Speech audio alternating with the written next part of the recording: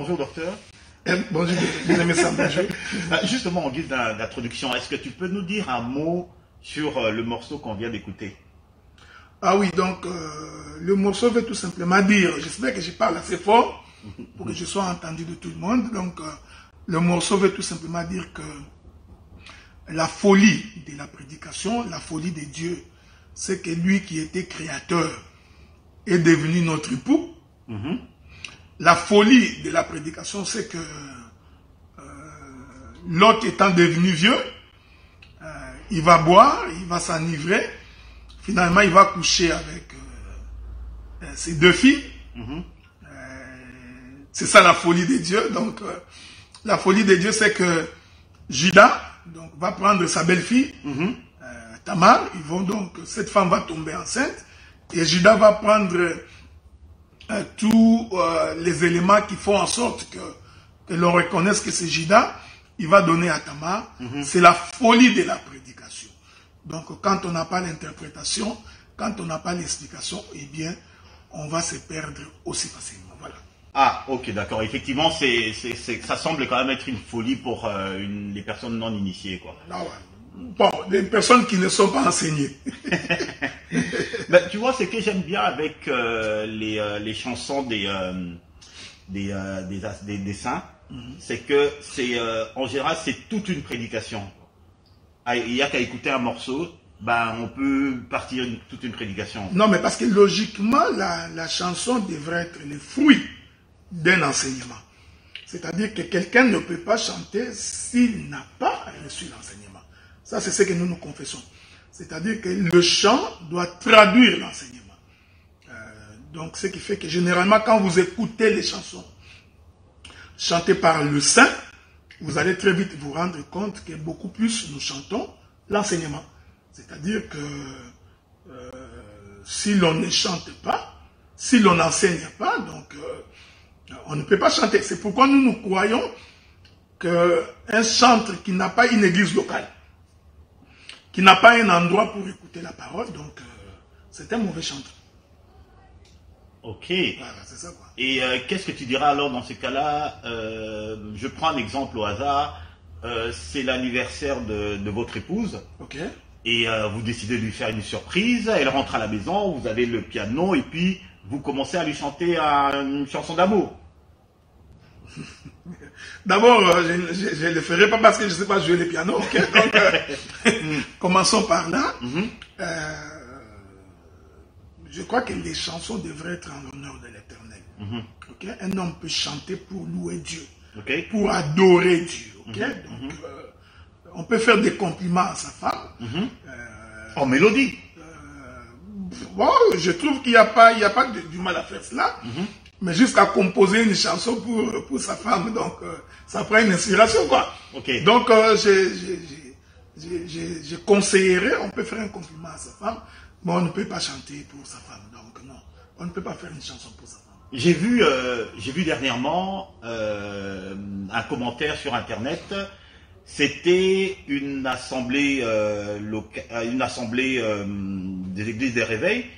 Ils étaient en train de célébrer l'anniversaire du Christ, de Jésus-Christ, et ils chantaient bon anniversaire Jésus. Ils étaient à genoux, les mains levées et tout ça. Ils ont même apporté un gâteau. Bon, écoutez, qu'est-ce que vous pensez? Non, la Bible dit que mon peuple périt parce qu'il lui manque la connaissance.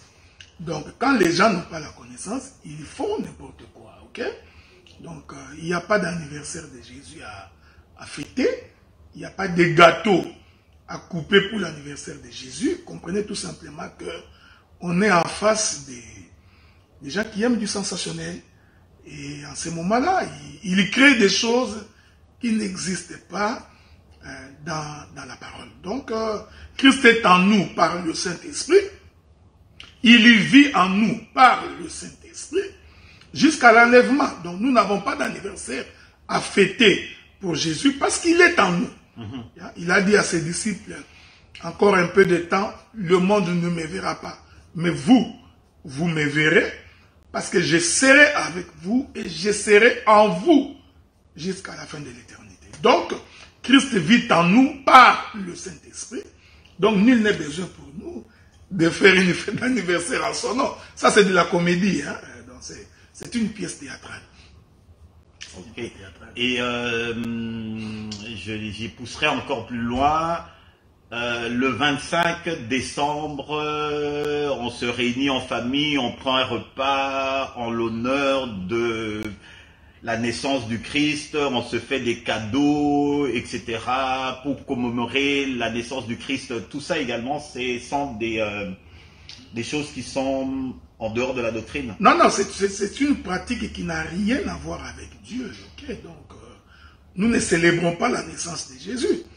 Le frère Paul dit ceci, si vous aviez connu Christ selon la chair, présentement, nous ne le connaissons pas selon la chair. Okay? Oui. Donc, si quelqu'un est en train de fêter l'anniversaire de Jésus, ou de fêter sa naissance le 25 décembre, nous comprenons tout simplement qu'on est en face de quelqu'un qui ne maîtrise pas les Écritures. D'autant plus que Jésus n'est pas né le 25 décembre. Okay? Le 25 décembre, nous sommes en plein hiver. Même au Moyen-Orient, ils sont en plein hiver, donc le ciel est couvert, on ne peut même pas voir les étoiles.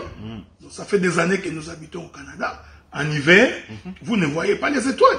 Mais la Bible dit que les mages ont vu l'étoile. Donc, ils ont consulté le ciel pour voir l'étoile de Jésus. Donc, ça ne pouvait pas être le 25 décembre. Et l'Écriture dit que les bergers étaient en train de paître les troupeaux. Donc vous comprenez qu'en hiver, la neige couvrant la surface de la terre, on ne peut pas aller paître les troupeaux en dehors. Donc, nous ne sommes pas le 25 décembre. Donc, parce que nous croyons que le Seigneur Jésus-Christ est né au jour de sa mort. Ok. Donc, Christ est né au jour de sa mort. Donc, ne vous en faites pas pour ça. Il est né au jour de sa mort. Bah, néanmoins, bon, que ça n'empêche pas les familles, étant donné que bon, le gouvernement nous donne congé le 25, bah, qu'on puisse prendre un repas en famille. Bon, si on a envie de se donner des cadeaux, bon, bah, écoute, pourquoi pas. Mais seulement, toute allusion à la naissance de Christ devrait être balayée. Mais vous savez aujourd'hui que cette fête-là est devenue commerciale. Okay? Donc, c'est pendant ces moments-là que les commerçants font les prix de vente les plus élevés. Donc aujourd'hui, l'Amérique ne célèbre même pas Jésus, ils s'en foutent. Donc c'est devenu une fête de commerçants. Donc, en tout cas, nous en profitons pour méditer la parole. Et si ça tombe un jour de culte, nous prierons normalement. Mais nous n'allons pas faire un culte spécial le 25 décembre. Ça, on ne le fera pas. Donc ça, c'est un élément. Deuxième élément, si vous attendez le 25 décembre pour vous faire des cadeaux. Mais vous êtes des religieux. Donc, si tu veux faire un cadeau à tes enfants ou à ta femme ou à ton mari, mais faites-le n'importe quand, tout le temps, au temps de l'année. Si vous faites ça le 25 décembre spécialement, pour notre part, nous considérons que vous n'avez pas compris les Écritures. Bien, c'est entendu, docteur. Merci beaucoup. Alors, aujourd'hui, j'ai vu que vous avez été quand même assez actif cette semaine au niveau de l'exhortation. Vous avez abordé un sujet qui est assez intéressant et nous allons parler justement de ça. Nous allons parler de tout ce qui est dérive en ce moment des ministres en matière de reconnaissance ministérielle. Alors, le ministre ici présent, le ministre de la Parole, va nous aider un peu à comprendre. Est-ce que en ce moment-ci, avec tout ce que on voit autour de nous, au niveau de la reconnaissance ministérielle, est-ce que c'est plus, ça tombe plus de la reconnaissance ou de l'escroquerie?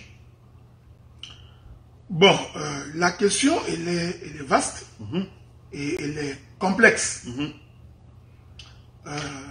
Est-ce que la richesse est une bénédiction divine? La richesse. Vous parlez de la richesse matérielle. La richesse matérielle. L'Écriture dit que Dieu bénit. Lorsque tu rentreras dans les pays, je bénirai ton sol. Okay? Je remplirai ton grenier. Ce que tu feras prospérera. Donc nous considérons que avoir une richesse matérielle est une part de la bénédiction de Dieu. Le patriarche Isaac, lorsqu'il bénissait Jacob, il va donc dire que la rosée du ciel te soit accordée et que les graisses de la terre également te soient accordées. Okay? Essayons de ne pas entrer dans la révélation. Cette écriture voudrait tout simplement dire le ciel te bénira en premier et la terre suivra la bénédiction céleste. Recherchez d'abord le royaume des cieux, le reste vous sera donné par-dessus.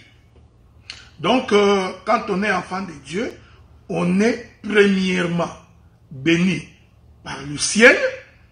C'est comme ça que l'Écriture dit que pour que la terre produise de la semence, il faudrait que la pluie descende des cieux. Donc, si la pluie ne descend pas des cieux, la terre ne peut pas produire de la semence. Donc, il faudrait premièrement que le ciel bénisse la terre. C'est pourquoi nous disons d'abord le royaume des cieux, oui, et le reste vous sera donné par-dessus. Ici, il faudrait faire attention. Je parle moi des enfants de Dieu. Des enfants de Dieu, bien donc, entendu. Oui. Les païens, les hommes de la terre, peuvent aussi avoir le bien matériel. Ils peuvent avoir des voitures, des maisons, beaucoup d'enfants. Nous ne considérons pas cela comme étant une bénédiction de Dieu. Donc, parce qu'ils sont païens. Vous comprenez ce que je dis? C'est-à-dire que ce qu'ils ont ne provient pas du fait qu'ils ont le ciel en premier. Dieu ne peut pas bénir un païen. Mais tout dépend de ce que nous entendons par la vraie bénédiction de Dieu. Je voudrais prendre un exemple concret. Ok, allez-y. Un enfant, moi si j'ai des enfants, j'ai considéré que les enfants que j'ai sont une bénédiction de la part de Dieu. Parce que moi je suis enfant de Dieu. Très bien. Okay?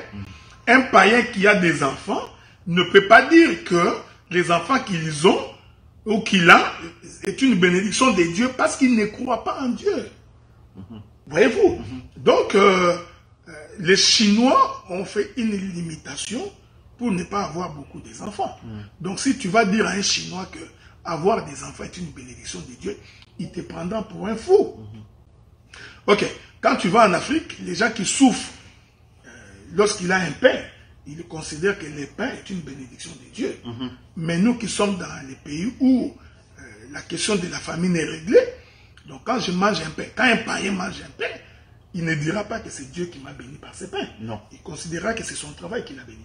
Donc, il faudrait commencer par faire comprendre aux gens que nous qui sommes enfants de Dieu, ce qui est pour nous une bénédiction, c'est d'abord le fait que nous croyons en Dieu. Une fois que nous avons cru en Dieu, ce que nous obtenons par la suite est donc une suite logique de la bénédiction que nous avons reçue de la part de Dieu. Donc, Dieu fait pleuvoir et pour les méchants et pour les bons. Et cela veut dire que même un méchant, s'il va travailler, il aura d'argent. Un méchant qui a un bon crédit s'achètera une maison. Un méchant qui a un bon crédit s'achètera une voiture. Donc nous ne pouvons pas dire que la voiture qu'il a est une bénédiction de Dieu. Voilà. D'accord. Donc si moi, par exemple, en tant qu'enfant de Dieu, je suis prospère et tout, je suis béni, c'est une bénédiction. Mais il faudrait quand même que... je vais prendre l'exemple d'un pasteur. Okay? Un pasteur qui est immensément riche, qui a des maisons, qui a des voitures, on a même vu des pasteurs qui avaient des avions, etc. Et tout. Ils disent également que c'est parce que Dieu les a bénis. Alors, où se situe maintenant la frontière avec l'immoralité, je dirais? Vous savez, je ne peux pas mettre... un avis sur quelqu'un qui dit que Dieu l'a béni. Moi, je ne peux pas.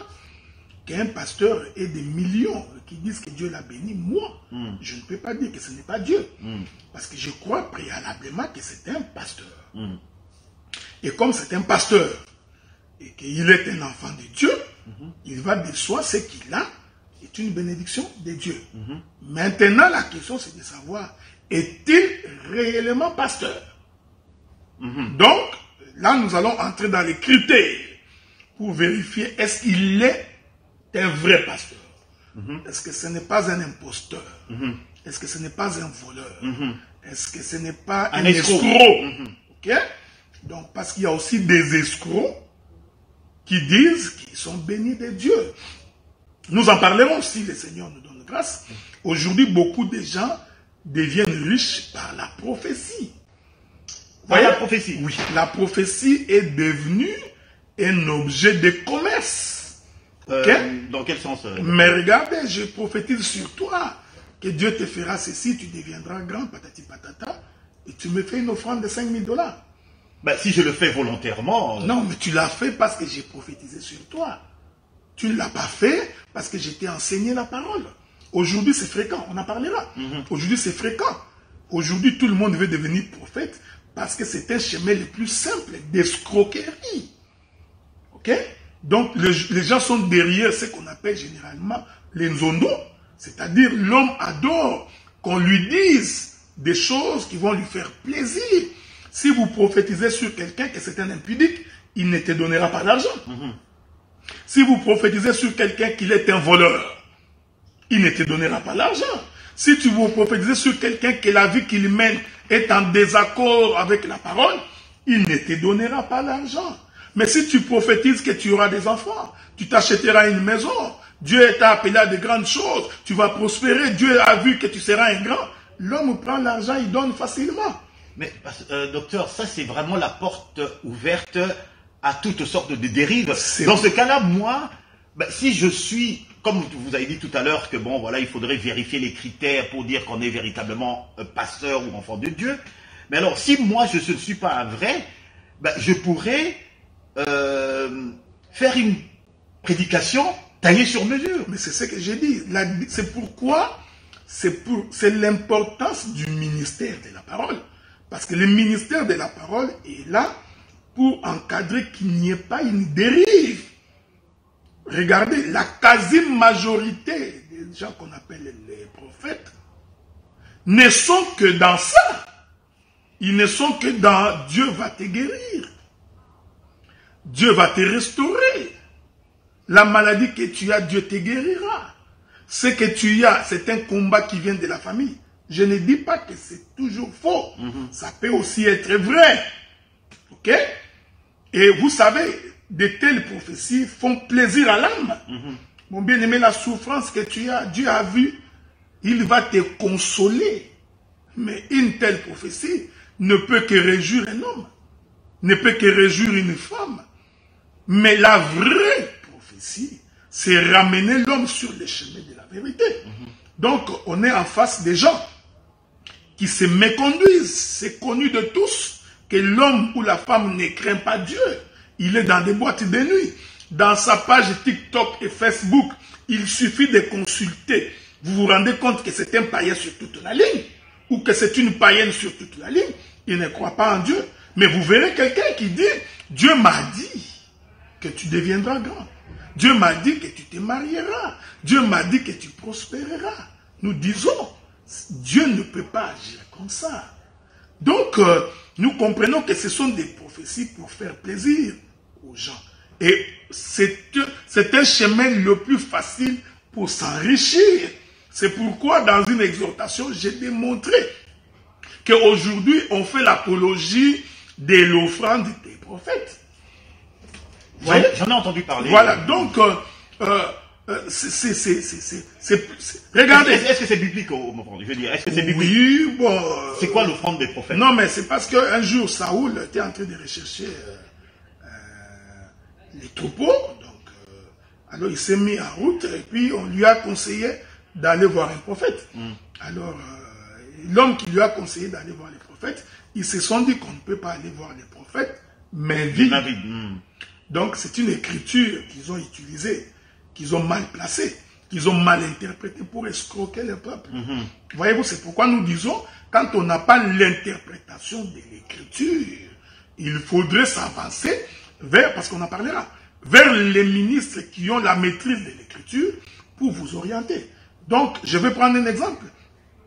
Le prophète, je crois que c'est le prophète Élisée, qui voudrait ressusciter la fille de la femme de distinction le prophète Élisée va coucher sur cet enfant pendant 3 fois. Ok? Quelqu'un peut prendre cette écriture et coucher sur une femme dessus, dire que le prophète l'a fait. Vous voyez? Les prophètes sont très dangereux. Ce sont des gens qui sont, il faut les vérifier à la loupe, parce que ce sont des gens qui peuvent détourner facilement les âmes faibles. Vous comprenez? C'est pourquoi nous disons que aujourd'hui les escroqueries bas sont pleins, et vous allez remarquer, tout le monde est devenu prophète. Parce que c'est difficile de vérifier ce qu'il dit. Vient-il de Dieu ou ne vient-il pas de Dieu? Maintenant, nous avons l'écriture qui dit que même lorsqu'un prophète dira une chose, même si la chose s'accomplit, ne le croyez pas encore. C'est écrit dans la Bible. Hein? Donc je peux te dire que tu t'achèteras une maison, c'est bien. Même si tu t'achètes une maison, voilà, la prophétie s'est accomplie. La Bible dit, même dans ces cas, ne croyez pas encore au prophète. Attendez voir vers quel Dieu il t'amène pour aller adorer.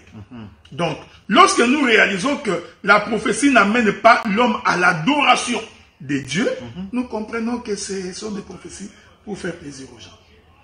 C'est pourquoi nous insistons sur la notion de l'appel au ministère. Donc, c'est exactement ça. Eh bien, docteur, je dois dire quand même que c'est quand même effrayant ce que vous dites. Ça ne donne pas envie aux croyants de pouvoir supporter l'œuvre de Dieu. Hein. Parce que un ministre, par exemple, qui fait un appel, oui, voilà, on doit faire une collecte pour telle et telle chose, ben, qu'est-ce qui nous dit que, bon, voilà, cet argent va vraiment servir à ce qu'il annonce? Mais la question, pour faire l'œuvre de Dieu, pourquoi tout l'argent, toutes les offrandes devraient être concentrées vers une seule personne? C'est la question que nous avons. Nous avons une église ici. Quand nous voulons demander l'argent, mais mettez l'argent dans le panier. Ok? Cet argent-là est géré par un intendant, quelqu'un qui gère. Donc, ce n'est pas l'argent que vous me donnez pour m'enrichir. Ce que je voudrais dire ici, cela ne vous empêche pas de bénir l'homme de Dieu. Ok? Donc, et l'homme de Dieu est béni après avoir travaillé. C'est ce que la Bible dit. Ok? Donc, on ne muselle pas le bœuf quand il laboure la terre. Donc, le premier élément, c'est que le bœuf doit labourer la terre. Je voudrais dire, labourer la terre ici, ce n'est pas faire des prophéties à des gens. Ok? Donc, ça, c'est encore très mal comprendre l'écriture. Labourer la terre, pour comprendre ces choses, il faut rentrer dans les jardins. Voilà. L'écriture dit, quand Dieu voulut créer Adam, Dieu rassemble la poussière de la terre. C'est-à-dire Dieu a labouré la terre. Labourer la terre, c'est donc séparer la poussière d'avec les autres poussières. C'est ça, c'est la conversion. C'est pourquoi l'écriture dit, lorsque Dieu fit le jardin d'Éden, Dieu y plaça l'homme pour cultiver la terre. Mais quand vous lisez votre Bible, vous ne verrez nulle part où Adam était un cultivateur. Vous voyez, donc quand quelqu'un ne comprend pas les Écritures, c'est très dangereux.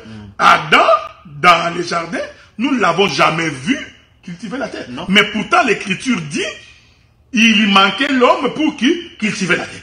Alors, vous voyez, si nous vous posons la question, expliquez-nous maintenant cette prophétie, vous aurez des difficultés. Donc, il y a beaucoup de gens qui ont des grimaces. Ils prêchent par grimace. Ils pensent qu'ils maîtrisent les Écritures.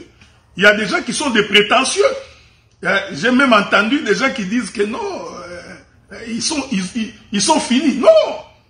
Vous voyez? Donc, quand tu ne maîtrises pas l'Écriture, c'est très dangereux. Parce que Adam n'a jamais cultivé la terre. Vous voyez? Mais cependant, Dieu a dit qu'il plaça Adam dans les jardins pour que l'homme cultive la terre. Alors nous nous posons la question de quelle terre il s'agissait, parce qu'Adam n'a jamais cultivé la terre. C'est plus tard que nous allons voir que Caïn était cultivateur et que Abel était un pasteur, un berger. Mais Adam lui-même n'a jamais cultivé la terre. Voilà, c'est ici que nous disons, quand tu n'as pas l'interprétation de l'écriture, vous aurez des difficultés pour vous en sortir.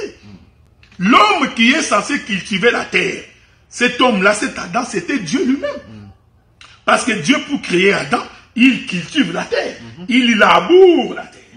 Alors, placer l'homme dans les jardins pour cultiver la terre, cela est une prophétie qui annonçait la venue de Jésus sur la terre. Et quand Jésus vient sur la terre, dans le jardin, il vient cultiver la terre, c'est-à-dire, il vient changer l'homme qui était dans le péché pour que l'homme puisse avoir la forme. Donc, c'est lui le véritable Adam qui est placé dans les jardins pour cultiver la terre. Mais physiquement, comme ça, Adam n'a jamais cultivé la terre. Effectivement. Voyez-vous, donc les gens maîtrisent mal les Écritures. C'est pourquoi nous insistons pour dire, si tu n'as pas l'interprétation de l'Écriture, tu auras des difficultés pour comprendre les choses de Dieu. C'est pourquoi aujourd'hui, les gens ont compris que le chemin le plus rapide pour se faire de l'argent, c'est devenir prophète. Tout le monde le sait. C'est écrit partout. Le chemin le plus facile pour que l'on soit populaire. Les gens ne sont plus populaires par l'enseignement. Ils ne sont plus populaires par la prédication. Il ne faut pas un effort pour comprendre l'Écriture. Ils trouvent que le chemin le plus facile pour devenir populaire, c'est être prophète. Là encore, il faut se poser la question, est-ce que toutes les prophéties que l'on dit viennent-elles de Dieu? Est-ce que c'est Dieu vraiment qui a parlé? C'est Dieu, le Dieu que... Bien-aimé, mon bien-aimé Sam, le monde est en train de vivre des moments compliqués. Jamais l'immoralité n'a atteint un niveau tel qu'aujourd'hui. On ne parle pas simplement de l'Afrique, on parle du monde entier. Partout du monde entier. La haine, la jalousie, la guerre, l'homme est devenu insensible. Regardez le monde aujourd'hui. Qui pouvait imaginer que les hommes de Dieu pouvaient s'empoisonner? Aujourd'hui, on s'empoisonne aussi facilement. Maintenant, nous nous posons la question, avec qui manger, avec qui ne pas manger. Donc, aujourd'hui, les gens ont développé la haine, tu n'as aucune idée. Alors nous nous posons la question, les prophètes, ça Dieu ne révèle pas. Ces choses-là, Dieu ne vous a pas révélé. Dieu ne vous a pas montré qui sont les sorciers dans une église. Dieu ne vous montre pas. Dieu ne vous montre pas que tel frère va empoisonner tel autre. Dieu ne vous avise pas comment. Je voudrais ici prendre un exemple qui est assez concret. Vous nous apprenez que tel prophète a été empoisonné. Donc, de tous les prophètes qui sont dans les églises, personne n'a vu que tel pasteur allait être empoisonné. Dieu n'a pas montré ça. Dieu ne vous montre que les maisons, les voitures, les gens qui vont avoir des enfants, tu as mal au dos, ça Dieu va être guéri. Il n'y a que ça que Dieu qui montre. Alors nous nous posons la question de quel Dieu nous parle. Quel est ce Dieu que nous servons? Voilà pourquoi, mon bien-aimé Sam, nous insistons sur la conversion et la repentance. Nous prêchons l'évangile pour que les gens soient transformés, pour que les gens changent, pour que les gens connaissent Dieu, qu'ils craignent Dieu. Parce que si l'on craint Dieu, on ne peut pas empoisonner son frère. Absolument pas. Vous voyez? Donc, le monde est en train de vivre un moment terrible, tu n'as aucune idée. Quand vous regardez avec l'œil de Dieu, vous comprenez que les gens sont devenus de plus en plus mauvais. Les gens sont devenus mauvais. À un point, tu te poses la question, sont-ils véritablement chrétiens? Les gens sont dans des compétitions pour des raisons de gloire. Les gens ils sont dans les matu-vus. On parle pas de ceux non, dehors, on parle de ceux de... Regardez mon bien-aimé Sam, puisque nous sommes dans une émission. Observez les affiches des hommes de Dieu. Regardez les affiches. Vous ferez la lecture que ces gens sont charnels. On a l'impression que les affiches sont devenues des affiches comme des musiciens, comme des présidents du monde. Tu verras l'homme. Donc l'homme est au centre. L'homme est au centre de tout. Il n'y a plus de place pour la parole. Il n'y a plus de place pour Dieu. C'est pourquoi nous disons, il est important que nous puissions voir comment Dieu appelle les hommes au ministère. Quelles sont les caractéristiques d'un bon ministre? Comment se comporte un ministre de Dieu? Donc, ce sont des choses très importantes. C'est pourquoi nous insistons pour dire que, en réalité, quand Dieu appelle quelqu'un au ministère, Dieu fait en sorte que l'homme soit changé, transformé. Quel est le premier ingrédient? Quelle est la première caractéristique, justement, puisqu'on en parle d'un ministre selon Dieu? Mais regardez. Quels sont les éléments qui définissent un véritable homme de Dieu? Mais permettez que je puisse faire un petit détour. J'ai toujours dit ceci. D'abord, l'homme est ministre de par l'éternité. Okay? on ne fait pas d'un homme ministre. L'homme est ministre dès que Dieu l'a envoyé, c'est un ministre. Ok, d'accord. Donc, il avait comme mission, depuis le fondement du monde, avant la fondation du monde. Avant la fondation du monde, et tout, il était prédestiné. L'homme était déjà prédestiné. Exactement. Ça, c'est le premier élément. Deuxième élément, quand l'homme vient sur la terre, tu ne peux pas devenir ministre sans être encadré dans une église locale. Donc, un ministre autodidacte n'existe pas dans les Écritures. Donc, le ministre doit avoir, avant d'exercer, il faut que tu aies une église locale. Il faut que tu sois encadré dans une église locale. Il faut que l'on sache qui t'a prêché l'évangile. C'est pourquoi en Israël, les Lévites étaient enrôlés à l'âge de 25 ans et commençaient à exercer à l'âge de 30 ans. Donc ils avaient 5 ans pour apprendre de ceux qui les précèdent. Ok?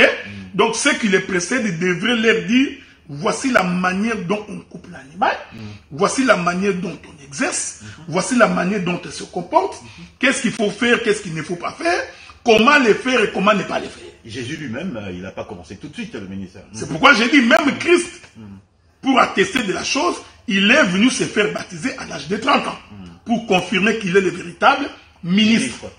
Ok? Donc à l'âge de 30 ans, il vient de commencer. Donc, le ministre doit avoir une église locale. Donc tous ces gens qui sont devenus ministres par Internet, c'est en désaccord avec la doctrine. C'est pourquoi l'homme qui est sur Internet, il va embrasser plusieurs doctrines. Donc vous ne pouvez pas, vous ne comprenez pas, mais il a quelle doctrine? Parce que c'est un autodidacte. Aujourd'hui c'est facile parce que l'Internet est à la merci de tout le monde. Donc on peut y aller. Donc un ministre par Internet n'est pas un ministre. Ok? Donc c'est juste un courageux qui peut avoir ramassé à gauche et à droite. Il va faire son mélange, ce qu'on appelle chez les Bakongo bitoto. Maintenant, donc la nourriture mélangée quoi. Et celui qui est passé par la théologie? Celui qui est passé par la théologie, il ne peut pas être ministre selon Dieu. Parce que la théologie ne forme que des pasteurs. Alors que nous avions démontré ici que le ministère de la parole reprend le pasteur, l'apôtre, le prophète, le docteur et l'évangéliste. Donc quand vous allez à... Je ne voudrais pas dire que la théologie est mauvaise. Non. Vous pouvez y aller pour avoir quelques connaissances, ça vous aidera. Mais la théologie ne forme pas des prophètes. Donc la théologie ne forme pas des docteurs. La théologie ne forme pas des évangélistes. Voyez-vous donc, ici, aller étudier, ce n'est pas une mauvaise chose. Mais les véritables ministres de Dieu, ils le sont de par l'éternité. Et la vraie formation doit se passer dans l'exercice, c'est-à-dire en voyant ceux qui t'ont précédé. Et en suivant la direction de ceux qui t'ont précédé. Donc celui qui ne suit pas la direction de ceux qui l'ont précédé, eh bien c'est un électron libre, on ne peut pas le contrôler. Donc, premier élément, donc la formation dans une église locale est de rigueur. Premier élément. Deuxième élément, la formation peut également être une formation suivie. C'est-à-dire tu n'es pas avec moi dans une église locale, mais c'est moi qui t'enseigne la parole. Chaque jour, chaque instant, à chaque moment, donc je suis en train de t'enseigner. C'est très important ce que j'ai dit. Hein?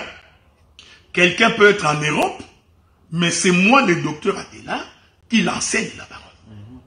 Tu comprends ce que j'ai dit? Oui. Donc quelqu'un peut être en Asie, mais moi, Adela, je l'enseigne la parole. Donc j'ai fait un suivi sur la personne. Cet homme-là, on peut le reconnaître ministre. Ça c'est, je prends quelques éléments. Okay? Deux éléments. Peut-être un dernier élément. Oui. Dernier élément. Le ministère n'est reconnu qu'après le travail.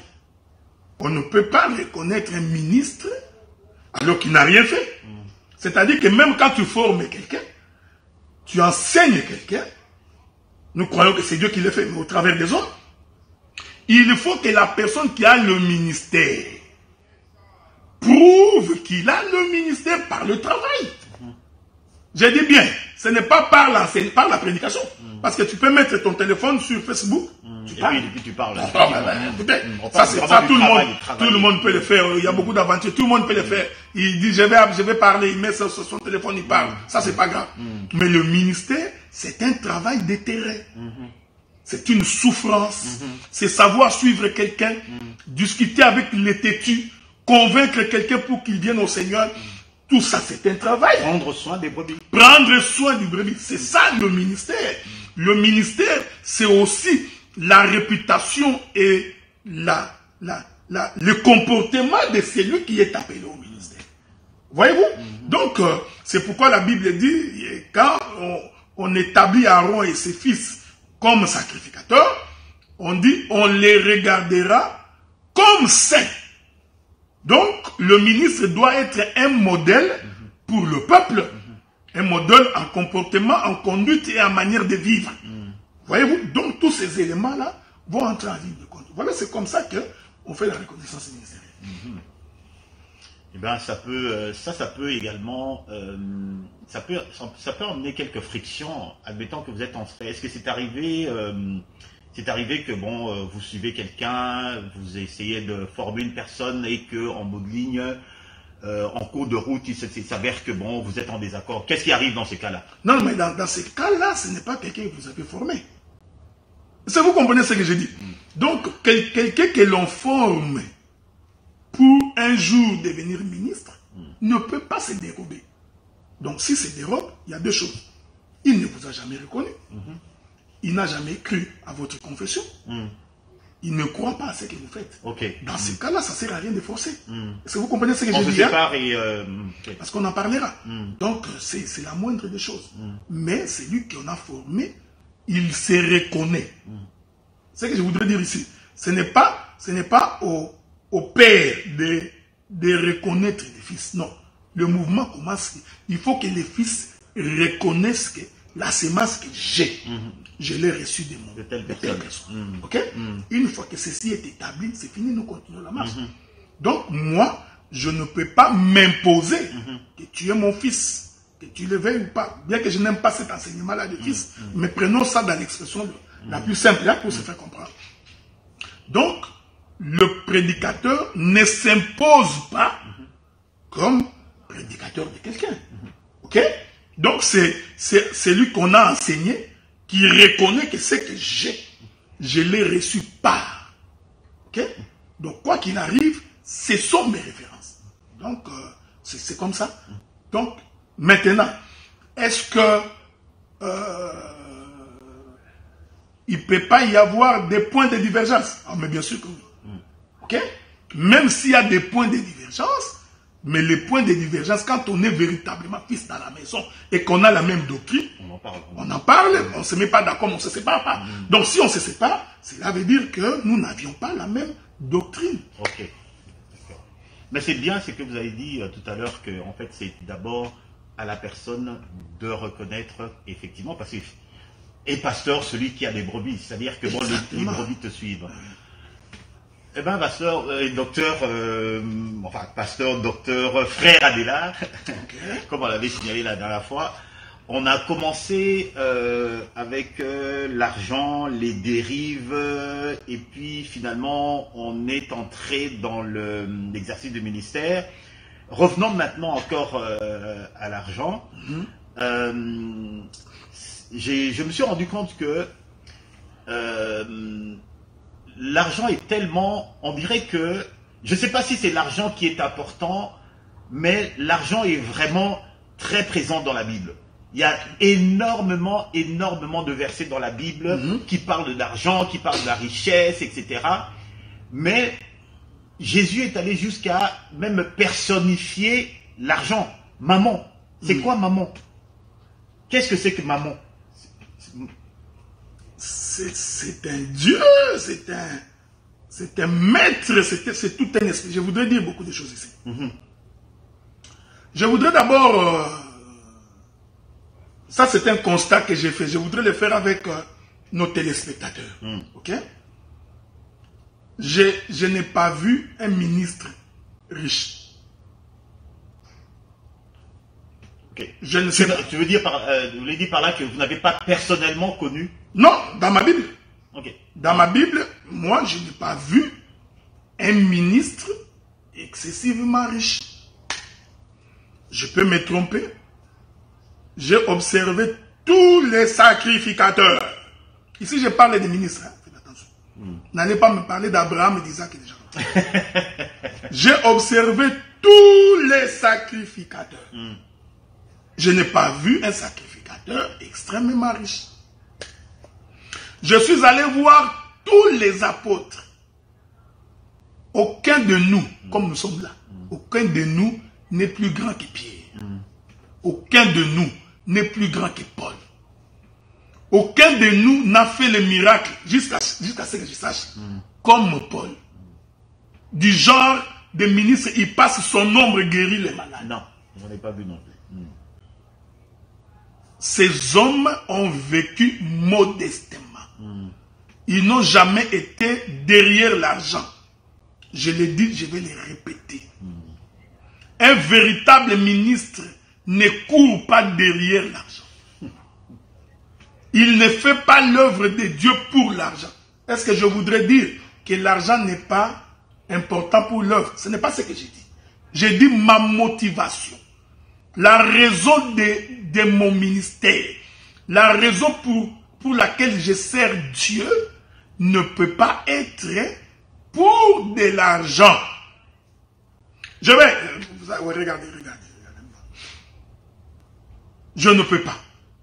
Hein, mon bénémoine.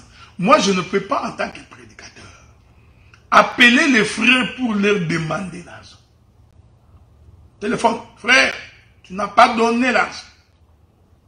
Tu n'as pas envoyé ta dîme. Je n'ai pas vu ta dîme. Toi, le dimanche passé, tu n'as pas apporté l'offrande.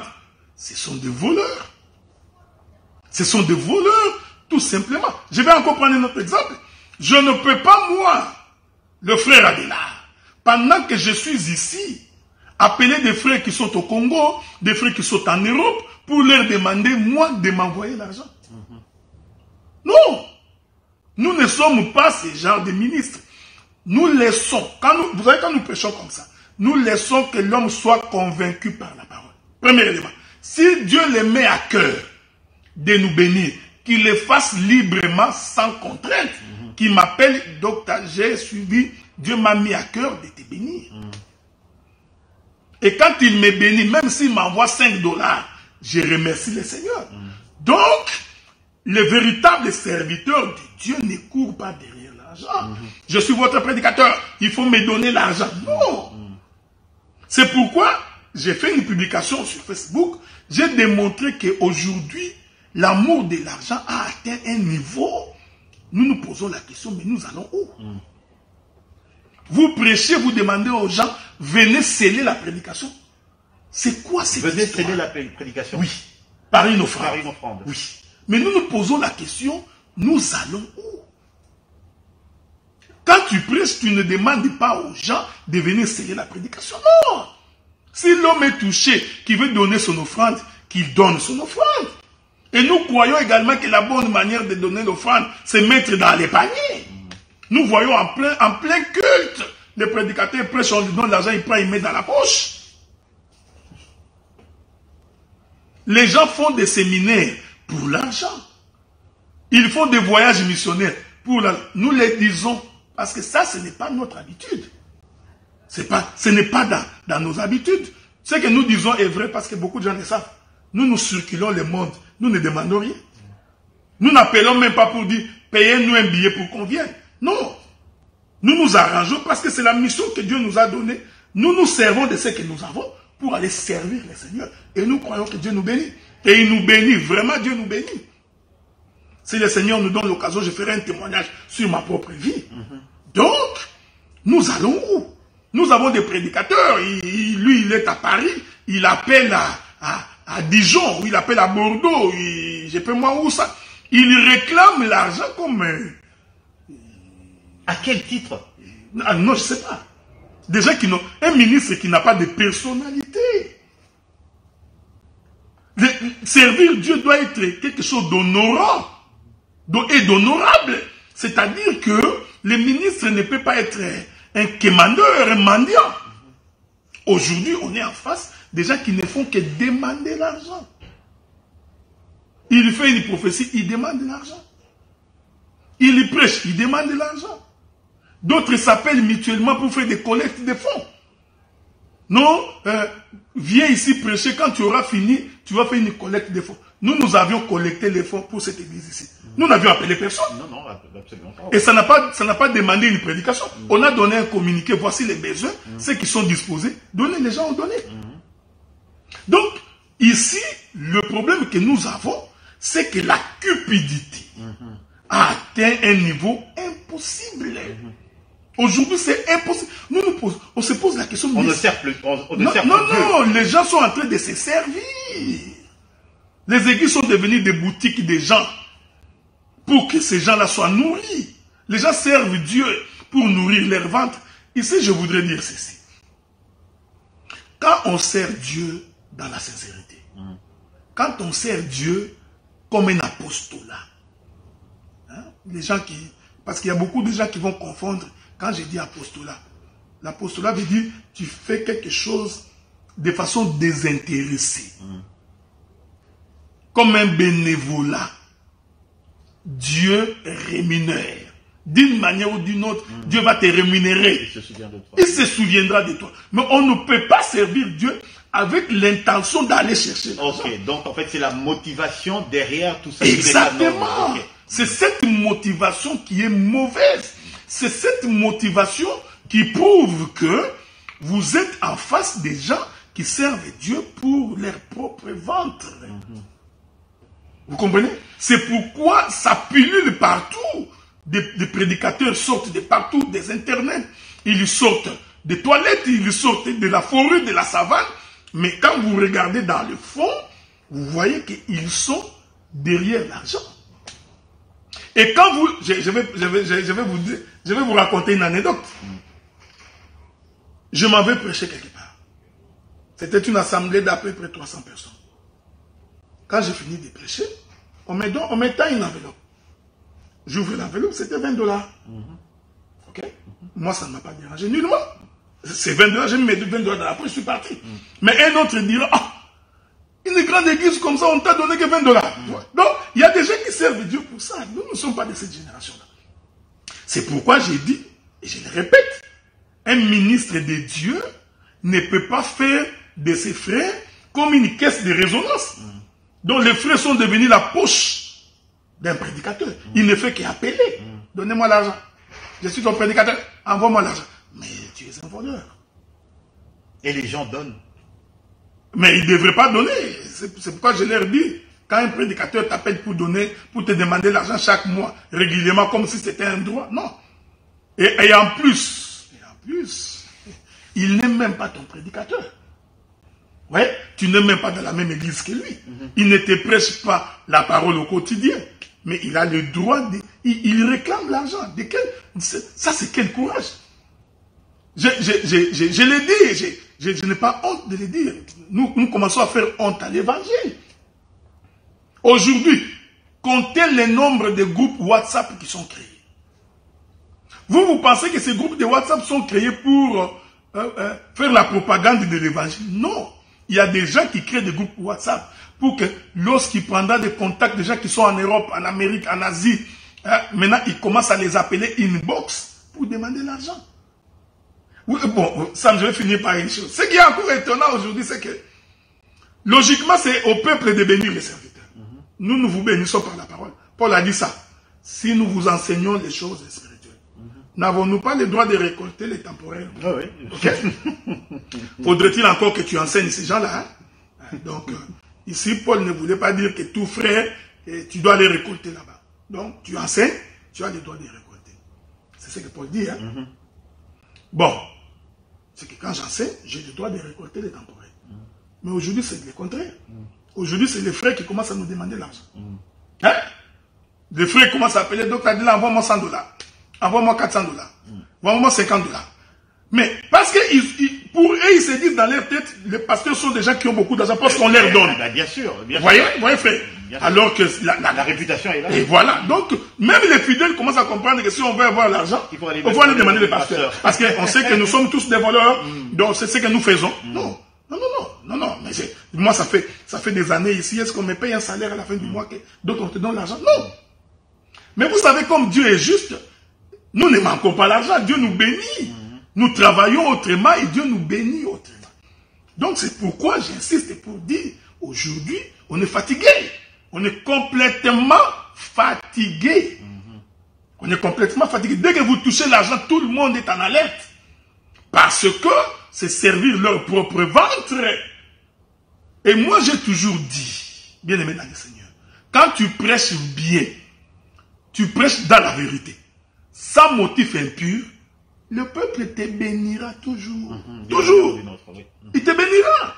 Donc le peuple t'appellera sans demander. Est-ce que tu comprends ce que j'ai dit? Donc le peuple t'appellera sans demander. Il a suivi la prédication, il regarde. Ils ont aussi le Saint-Esprit pour distinguer que cet homme, c'est un homme de Dieu. Allez, va t'appeler, docteur Adila, je t'envoie $500. Je t'envoie $400. Ok? Et je les prends, je les mange volontiers. Mais dès que j'ai pris ça, il y en a d'autres, dès qu'on lui envoie 300, il lui fait de la personne qui lui a envoyé 300 un terrain de récolte. Donc il commence à appeler le même frère chaque mois. Frère, envoie-moi aussi des 100. Parce qu'il t'avait donné 300. Non, mais regardez-moi ces choses. Regardez-moi ces choses.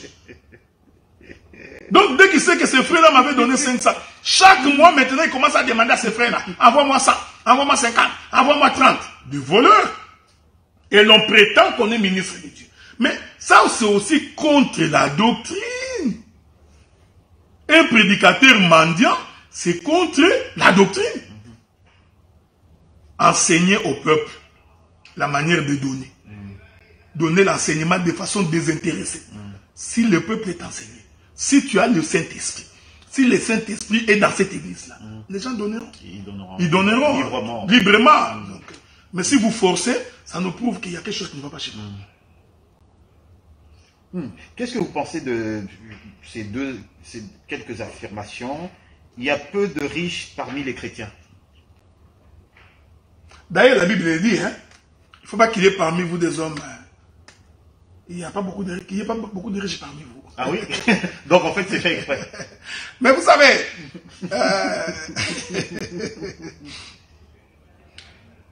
je ne suis pas contre la richesse.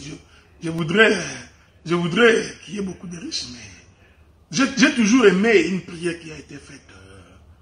Je crois que ça doit être le psalmiste David. David qui dit, Dieu éternel, Dieu ne me fait pas excessivement riche. Sinon, de peur que je puisse m'éloigner de toi et que j'aille ailleurs. Mais pas trop pauvre non plus. Toi, oui, mais pas pauvre non plus. De peur que je te maudisse et je dise qui est Dieu. Donc Dieu, c'est pourquoi la Bible dit que quand vous avez quoi manger et quoi vous vêtir, cela vous suffit. Donc un homme de Dieu il ne court pas derrière la richesse. Sers Dieu, les choses viendront par elles-mêmes. Sers Dieu, Dieu te... Vous savez, bien aimé Sam, des fois je n'aime pas trop parler de moi. Mais moi j'ai toujours cru que quand tu sers Dieu de la vérité, Dieu finit. Quand tu sèmes aujourd'hui, tu ne récoltes pas le même jour. Tu viens de commencer l'église il y a 2 ans. Directement tu vas avoir beaucoup d'argent. Non. D'abord, quand tu as... Vous savez, bon, regardez, quand tu as une église qui a 8 membres, 9 membres, bon, c'est normal que tu commences à appeler à gauche à droite pour demander de l'argent. Fais d'abord un travail. Travaille d'abord sur place. Et le travail du ministère doit se voir. On verra que ça, c'est un prédicateur. Voyez-vous? Donc, on ne peut pas faire une reconnaissance ministérielle par camaraderie. Parce qu'on est habitué. Ou parce que tu me donnes... Il y a des gens comme ça. Le frère lui donne l'argent, $200, 400, 500. Il est corrompu. Il va faire de cet homme un ministre. Un ministre, okay. Non. C'est pourquoi moi, je ne peux pas faire un ministre qui ne connaît rien. Non. Quand je reconnais quelqu'un ministre, j'ai toujours dit ça. Je prends l'exemple du docteur Roger Boulay. Donc, quand je l'ai reconnu ministre, c'est parce que j'ai vu qu'il il connaît. D'ailleurs, il connaît beaucoup plus, il connaît plus que plusieurs qui crient aujourd'hui. Donc, même quand il prêche, vous sentez que l'homme a le ministère. Donc, ce n'est pas une reconnaissance par plaisanterie, ou parce qu'on est des amis, ou parce qu'on mangeait les foufous ensemble.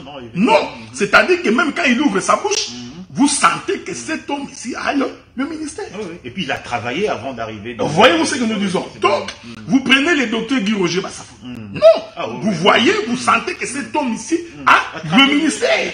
Oui, absolument. Donc, nous ne faisons pas des ministres par plaisir. D'ailleurs, je voudrais vous informer que je serai en Europe l'année prochaine. J'ai encore 3 ministres à reconnaître l'année prochaine en Europe. Ok? Donc, au fond, à la fin de l'émission, je vais le dire. Donc, et ce sont des gens que j'ai personnellement formés, des gens que personnellement je suis, les gens que j'encadre personnellement. Donc, ils n'ont pas besoin de quelqu'un d'autre pour les reconnaître. Vous voyez? Et quand ils parlent, vous sentez que ces gens ici connaissent. Vous regardez sur le terrain, vous voyez que ces gens ici ont une église de 50, 60 membres. Alors, en vertu de quoi quelqu'un qui a 8 membres, 7 membres, qui ne fait pas preuve de son ministère, va prétendre qu'il est plus ministre que l'autre. Donc voilà, c'est un peu ça. Une dernière affirmation. Il y a plus de pauvres qui se tournent vers Dieu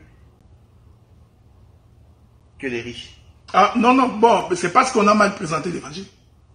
Le problème, c'est parce qu'on a... J'ai oublié de citer le pasteur Azaf. Donc, vous sentez que, vous sentez que quelqu'un que vous avez formé, avec qui vous avez évolué, vous voyez, vous remarquez que oui, celui-ci va servir le Seigneur. Et c'est d'ailleurs c'est lui qui va prêcher demain à l'Assemblée. C'est lui qui prêche demain à l'Assemblée de Montréal. Donc, vous voyez, donc on ne reconnaît pas par plaisir. Maintenant, cette affirmation qu'il y a beaucoup plus de pauvres qui tournent vers Dieu que les riches, c'est parce que vous aviez présenté l'évangile que les pauvres vont chez Dieu pour avoir la richesse. Hein? C'est comme ça que vous avez présenté. Les catholiques? Mais oui, c'est comme ça. Même la plupart de ceux qu'on appelle les églises de réveil, ils font la même chose. Donc, ils font en sorte que l'homme va chez Dieu parce qu'il croit qu'il va avoir une maison, avoir une voiture. Et puis cet évangile-là n'est que c'est l'évangile des pays sous-développés.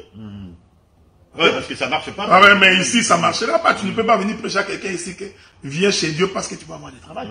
Ici, au Canada, le travail traîne. On cherche même les gens pour aller travailler. Alors, si tu vas prêcher à quelqu'un que si tu viens chez Dieu, tu vas aller trouver du travail. Et il te trouvera malade. Il va te dire, mais il y a des agences. Va travailler. Donc, c'est juste une mauvaise présentation de l'évangile pendant des décennies qui fait en sorte que les gens pensent que les pauvres, ce sont les pauvres qui vont chez Dieu. Nous prions Dieu, nous ne sommes pas pauvres. Hein, nous ne manquons pas à manger et à boire. Je vais vous dire, raconter une histoire. Vous savez, quand je grandissais, mon bien-aimé Sam, je le disais aujourd'hui matin avec une soeur qui m'avait appelé. Vous savez, quand je grandissais, j'étais un désordonné. Moi, j'étais véritablement... On ne va pas rentrer dans les détails. Non, n'entre pas dans les détails. Mais par contre, le jour où vous allez faire votre... vous allez parler de vous. Ah, mon témoignage, j'en parlerai. Ouais. Donc, moi, j'étais un troubadour, comme on dit, ok? Vous savez, quand j'ai quitté le Congo pour venir au Canada, beaucoup de gens étaient convaincus que je suis perdu. Ils étaient sûrs que maintenant... D'abord, ici, il était un ambianceur. Il n'avait rien. Mais un ambianceur. Maintenant qu'il est parti au Canada où il n'y a personne. Personne pour me contrôler. Il n'y avait ni de frères, ni de sœurs. Personne. Moi-même, ici, bon, je trouve du travail. Les premiers salaires que j'ai obtenus, ce n'était pas un salaire, un don que le gouvernement m'a remis, comme réfugié qui venait s'installer. C'était 2800 $ américains.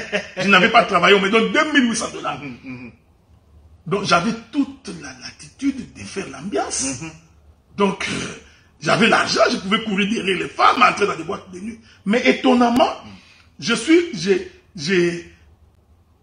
appris à craindre Dieu beaucoup plus quand je suis arrivé au Canada. Que quand j'étais en Afrique. C'est ici, malgré qu'on a un peu d'argent, on a un logis, on a du travail, et étonnamment, j'ai appris la crainte de Dieu dans ces conditions-là. Donc on ne peut pas dire que les gens qui vont chez Dieu, ce ne sont que des pauvres. Non. Ça c'est mal présenté. En fait, les choses ont été mal présentées. Ah, ont été mal présentées. Ok, d'accord, là je vois effectivement.